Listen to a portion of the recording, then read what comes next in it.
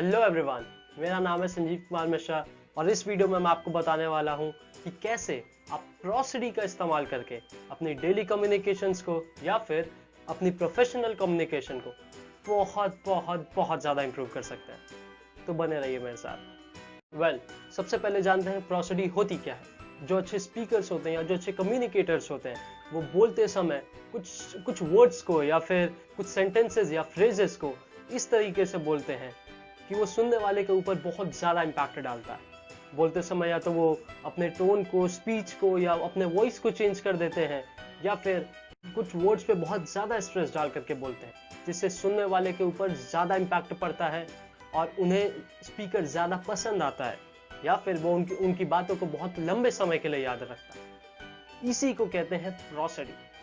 आप भी प्रोसिडी का सही इस्तेमाल करके अपने कम्युनिकेशन को बहुत ज़्यादा इंप्रूव कर सकते हैं। प्रोसिडी का इस्तेमाल करने से आप थोड़ा सा फनी साउंड करते हैं, जिसकी वजह से सुनने वाला आदमी आपके अराउंड कंफर्टेबल और कॉन्फिडेंट फील करता है। आप अपने इमोशंस को बहुत ज्यादा अच्छे तरीके से एक्सप्रेस कर पाते हैं। आपका कन्वर्सेशन मोनोटोनिक नहीं होता या फिर सिर्फ स्ट्रेट फॉरवर्ड नहीं होता। आप इमोशंस के साथ अपनी बातों को बोलते हैं। प्रोसिडी का इस्तेमाल करने के लिए या फिर प्रोसिडी को अच्छे तरीके से सीखने के लिए आपको 5 चीजें या 5 पैरामीटर्स का बहुत ज्यादा ध्यान देना पड़ेगा। वो 5 पैरामीटर्स ये रहे। Number 1, stress variation. जो अच्छे स्पीकर्स होते हैं या जो अच्छे कम्युनिकेटर्स होते हैं वो बोलते समय कुछ पर्टिकुलर वर्ड्स पे या फ्रेजेस पे थोड़ा ज्यादा स्ट्रेस दे करके बोलते हैं, थोड़ा ज्यादा दबाव डाल करके बोलते हैं। इसकी वजह से वो वर्ड्स या फ्रेजेस थोड़े ज्यादा स्पेशल साउंड करते हैं और ज्यादा इम्पैक्टफुल रहते हैं। तो सुनने वाला स्पीकर की बातों को ज्यादा लंबे समय के लिए अपने दिमाग में रखता है और आपका ओवरऑल कम्युनिकेशन ज्यादा इफेक्टिव रहता है। सो फॉर एग्जांपल, अगर मुझे कहना है वाह that was a great movie, तो अगर मैं सिंपली कहता हूँ वाह that was a great movie, तो ये काफी ज्यादा मोनोटोनिक या काफी ज्यादा स्ट्रेट फॉरवर्ड सुनाई देता है। वहीं अगर मैं प्रोसिडी के सही इस्तेमाल के साथ इसे बोलूं तो मैं कहूंगा वाह that was a great movie. ये ज्यादा इम्पैक्टफुल है, ये ज्यादा लंबे समय तक लिसनर के दिमाग में रहेगा। Second point, loudness. जो अच्छे स्पीकर्स या अच्छे कम्युनिकेटर्स होते हैं वो कम्युनिकेट करते समय, बोलते समय कुछ छोटे छोटे फ्रेजेस को या वर्ड्स को अपनी आवाज को ऊंचा करके या धीमा करके बोलते हैं। इसकी वजह से वो वर्ड्स या छोटे छोटे फ्रेजेस बाकी सभी वर्ड से ज्यादा स्पेशल साउंड करते हैं और सुनने वाले के दिमाग में ज्यादा इम्पैक्ट डालते हैं और ज्यादा लंबे समय तक उसके दिमाग में। तो फॉर एग्जाम्पल, अगर आपको कहना है wow that was a great movie, तो आप कहेंगे wow that was a great movie. Third point, pausing. जो अच्छे स्पीकर्स या कम्युनिकेटर्स होते हैं वो बोलते समय बीच में छोटे छोटे पॉजेस लेते हैं। बहुत ज्यादा लंबे नहीं, लेकिन छोटे छोटे पॉजेस।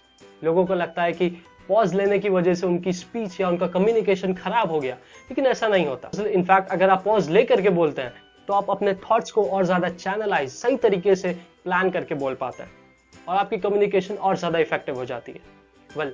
पॉज का कोई आइडियल ड्यूरेशन नहीं है, लाइक आपको इतने सेकंड्स के लिए ही पॉज लेना है, लेकिन माना जाता है कि अगर आप 3 सेकंड से ज्यादा का पॉज लेते हैं तो सिचुएशन ऑकवर्ड होने लगती है।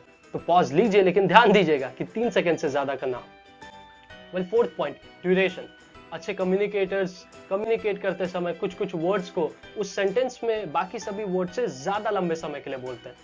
इससे भी वो अपनी कम्युनिकेशंस को इंप्रूव कर पाते हैं और ये प्रोसिडी का बहुत ही ज्यादा important fact. So for example, अगर आपको कहना है नो या फिर आपको कहना है व्हाट, अगर बहुत स्ट्रेट फॉरवर्ड या मोनोटोनिक तरीके से कहेंगे तो आप कहेंगे व्हाट, काफी ज्यादा स्ट्रेट फॉरवर्ड। वहीं अगर आपको ज्यादा अच्छे तरीके से इसे कहना है तो आप कहेंगे व्हाट या फिर व्हाट। इस तरीके से अगर आप कहते हैं तो आप ज्यादा इंपैक्ट डाल पाते हैं और सुनने वाला आपकी बातों को ज्यादा लंबे समय के लिए अपने दिमाग में रखता है। Last point, number 5, pitch. Pitch sound की एक क्वालिटी होती है जिसे चेंज करके अपनी कम्युनिकेशन को बहुत इफेक्टिव बना सकते हैं।